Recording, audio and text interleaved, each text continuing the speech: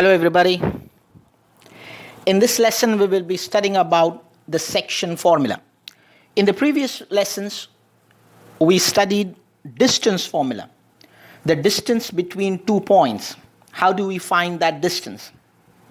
And now in this lesson we will study about finding the coordinates of a point between 2 points.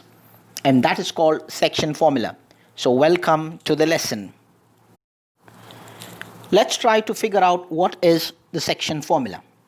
Let's take the 2 points A, x1, y1 and B, x2, y2 and let the point P, x, y divide AB in the ratio m1 is to m2. So what will be the coordinates of the point x, y, the coordinates of the point P? If P is dividing the line AB in the ratio m1 to m2, so we have over here the coordinates of the point P, which divides the line segment joining the points A, x1, y1 and B, x2, y2 internally in the ratio m1 is to m2 are, so the coordinates of the point P are m1 x2 plus m2 x1 over m1 plus m2. This will be the x coordinate of the point P. And m1 y2 plus m2 y1 over m1 plus m2. This will be the y coordinates of the point P. So this is called the section formula. Easy to remember. m1 x2 plus m2 x1 over m1 plus m2, comma m1 y2 plus m2 y1 over m1 plus m2. This is called section formula. What if the point P happens to be the midpoint of AB, in which case m1 is to m2 will be in the ratio 1 is to 1. So m1 is going to be 1, m2 is going to be 1. So the midpoint formula will be x1 plus x2 over 2, comma y1 plus y2 over 2, because m1 is 1 and m2 will be 2. This is called the midpoint formula. If the point P happens to be the midpoint of AB. So we know the section formula and we know what is the midpoint formula. Based upon these formulas, let's try to do some problems. Let's try this problem. Find the coordinates of the point which divides the line segment joining the points 4, -3 and 8, 5 in the ratio 3 to 1 internally.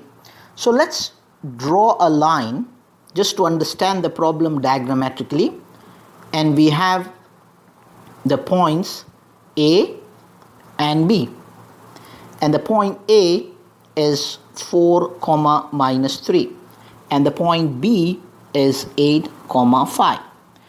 There is a point P with the coordinates x, y, which is dividing these 2 points in the ratio 3 to 1.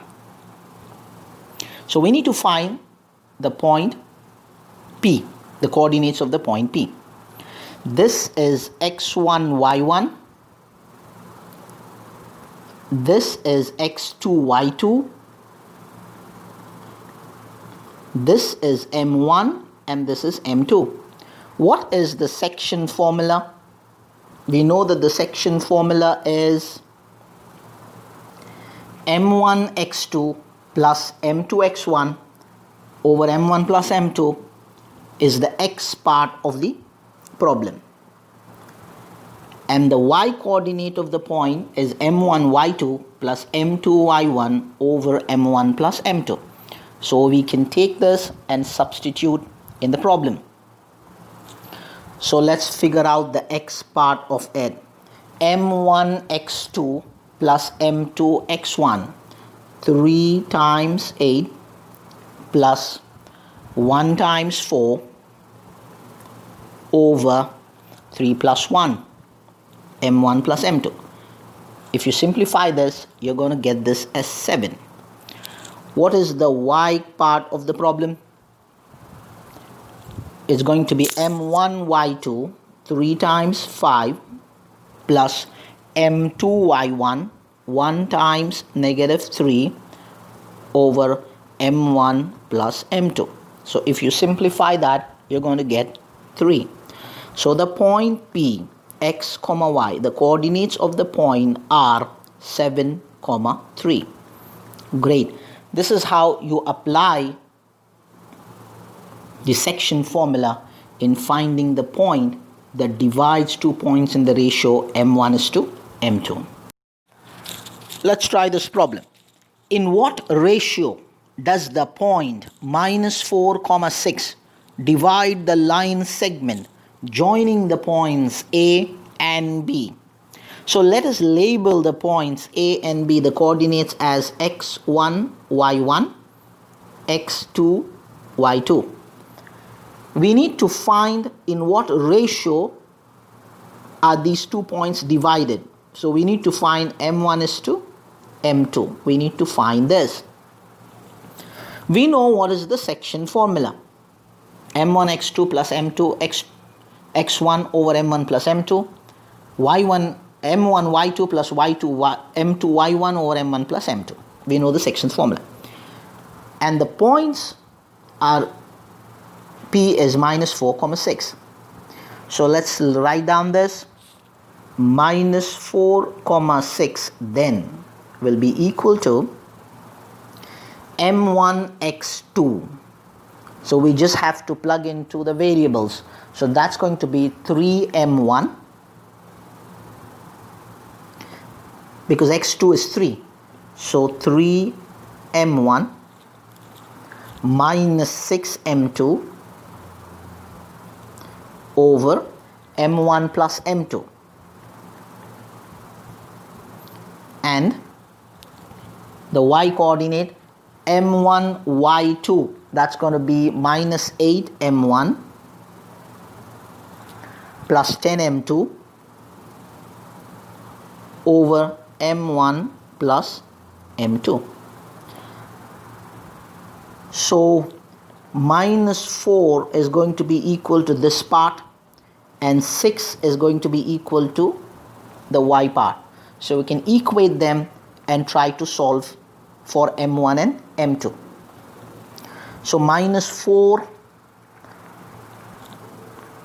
3m1 minus 6 m2 over m1 plus m2 is going to be equal to minus 4. And minus 8 m1 plus 10 m2 over m1 plus m2 is going to be equal to 6. Now let's solve this and let's try to solve this. So when we solve this, after cross multiplying, we get minus 4m1 minus 4m2 is going to be equal to 3m1 minus 6m2. Bring all the m1s on one side of the equal sign and m2s on the other side of the equal sign. So we have minus 4m1 minus 3m1 equal to minus 6m2 plus 4m2. And this next step is going to be minus 7m1 equal to minus 2m2. Can I write the same thing as m1 over m2 is equal to minus 2 over minus 7? Because when you cross multiply, you get the same thing.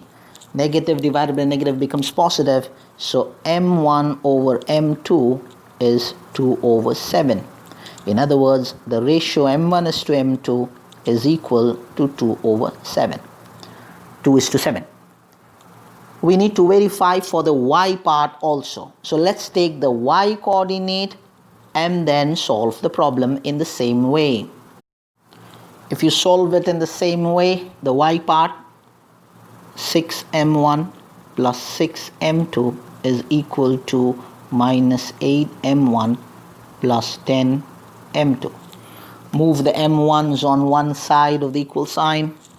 6m1 plus 8m1 is going to be equal to 10m2 minus 6m2. 6 plus 8, 14m1 is going to be equal to 4m2. Can I write this as m1 over m2 is equal to 4 over 14? If you simplify, that's going to be equal to 2 over 7. So we're getting the same thing. So the ratio of m1 to m2 is 2 over 7. So this is how you do the problem step by step. Identify the variables, plug the variables into the section formula and the normal algebra, and then you get the problem. Great going. Keep trying, keep practicing. Let's try this. Find the coordinates of the points of trisection, that is points dividing in 3 equal parts of the line segment joining the points A is 2, minus 2 and B is minus 7, 4. So we have the point A and B and the point P and Q. That means AP is equal to PQ equal to QB. So if we just take the point P, it is dividing AB in the ratio 1 is to 2. So the point P is dividing AP in the ratio 1 is to 2. So M1 is 1 and M2 is 2. So let's find the coordinates of the point P. So in this case, M1 is 1, M2 is 2, and we know what's x1, y1, x2, y2. So if we apply the formula, we know the formula, section formula, we get the coordinates of the point P as minus 1, 0. So this will be the coordinates of the point P. Similarly, the point Q now will divide AB in the ratio 2 is to 1. The point Q will divide AB in the ratio 2 is to 1. So if you check, the point Q is going to be, this will be 2 and this part is going to be 1. So now M1 will be 2 and M2 will be 1 for the point Q. So now we can apply the section formula for point Q and find the coordinates of Q. So after applying the section formula for the point Q, we get minus 4, 2. This will be the point Q, the coordinates of Q. Do you notice we can find the Q by applying the midpoint formula between P and B, because Q happens to be the midpoint of P and B, and we already found out what's the coordinate of P. So that the other alternative way of finding the point Q is by applying the midpoint formula between the points P and B. So this is how we tackle this type of a problem. Let's try this. Find the ratio in which the y-axis divides the line segment joining the points 5, minus 6 and minus 1, minus 4. Also find the point of intersection. So let's label the points as x1, y1, x2, y2. And the point is lying on the y-axis. Let the point divide the line in the ratio k is to 1. So let it divide it in the ratio k is to 1. Then if we apply the section formula, over here k is going to be m1 and 1 is going to be m2. So if we apply the section formula, what do we get? we get minus k plus 5 over k plus 1, and the y coordinate is going to be minus 4k minus 6 over k plus 1. These will be the coordinates of the point on the y-axis. We need to find the value of k. If the point is lying on the y-axis, the x coordinate is going to be 0 because it's on the y-axis. So we can equate this minus k plus 5 over k plus 1 to be equal to 0. So therefore, k is going to be equal to 5. So now the point divides the line in the ratio 5:1. The question also says to find the point of intersection. So what we can do is take the value of k and plug it into this part of the problem. Why? Because this is going to be 0. So 0, comma, plug it in, minus 4 times 5 minus 6 over 5 plus 1. And if you simplify this, you get 0, comma, negative 13 over 3. So the point of intersection on the y-axis is 0, comma, negative 13 over 3. And the point divides the line in the ratio 5:1. Good going. This is the way you apply the section formula. First thing, label the parts, identify the variables, and then plug it into the formula. Let's try this. If the points A, B, C, and D are the vertices of the parallelogram taken in order, find the value of P. So let us understand this problem in the form of a diagram first. So let us draw a parallelogram and then see what understanding we can develop. So this is the parallelogram whose vertices are in order. Now we know one of the properties of the parallelograms that we have learned in our lower grades, that the diagonals of a parallelogram bisect each other. In other words, this is a diagonal and BD is a diagonal, and if they bisect each other, that means the midpoint of AC will have the same coordinates as the midpoint of DB. So let us find the midpoints of AC equal to the midpoint of DB, and then we can find the value of P. What is the midpoint formula? We know that the midpoint formula is x1 plus x2 over 2, y1 plus y2 over 2. This is the midpoint formula. So if we plug it into the variables, the midpoint of AC, that is going to be, the midpoint between AC is going to be 6 plus 9 over 2, 1 plus 4 over 2. And that will be equal to the midpoint coordinate between DB is going to be